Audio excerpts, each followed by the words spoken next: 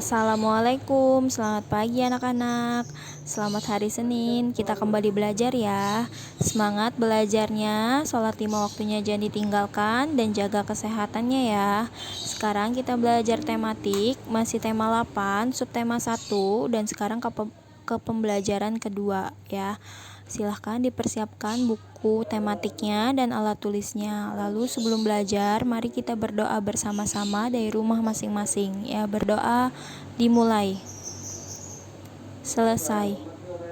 Nah, tujuan pembelajarannya yang pertama yaitu dengan kegiatan menyanyikan lagu daerah, siswa dapat menyanyikan lagu dengan tempo dan tinggi rendah nada yang tepat. Lalu yang kedua, dengan kegiatan mengidentifikasi tinggi rendah nada pada teks lagu daerah, siswa dapat mengetahui tinggi rendah nada pada lagu.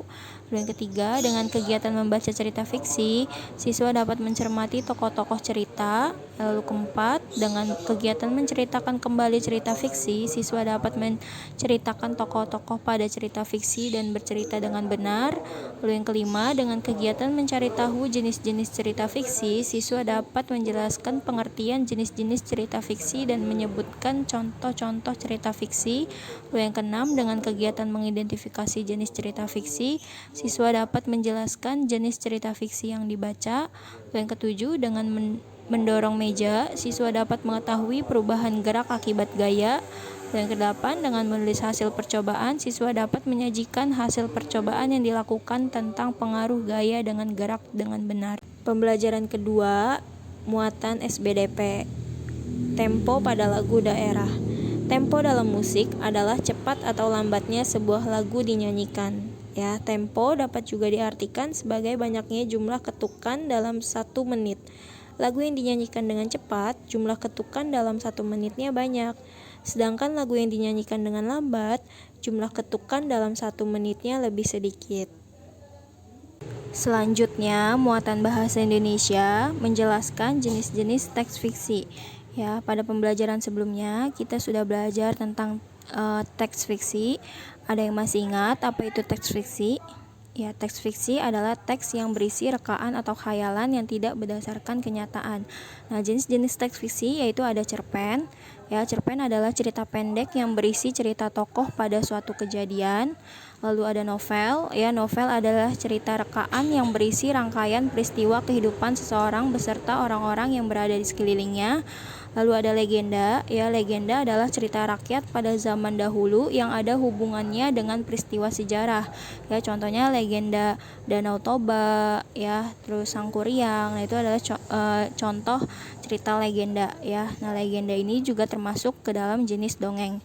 Ya, fabel. Fabel adalah cerita yang menggambarkan watak manusia yang tokohnya diperankan oleh hewan. Ya, jadi fabel ini cerita yang tokohnya adalah hewan, ya. Nah, contohnya cerita si kancil, ya. Fabel ini juga termasuk jenis dongeng.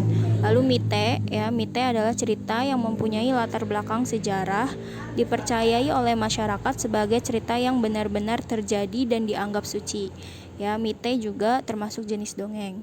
Saga, ya, saga atau cerita Panji adalah cerita rakyat yang bersifat legendaris tentang kepahlawanan atau petualangan yang mengagumkan, ya. Saga ini juga termasuk jenis dongeng.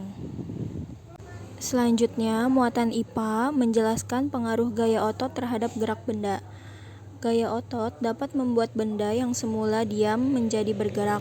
Benda bergerak menjadi diam, mengubah arah gerak benda atau mengubah bentuk benda.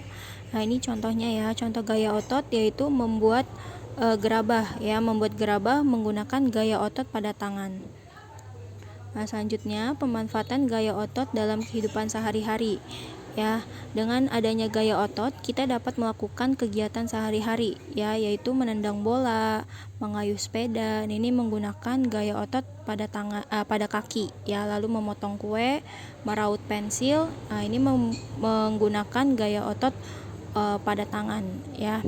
Nah, semua kegiatan sehari-hari membutuhkan gaya otot yang berbeda-beda.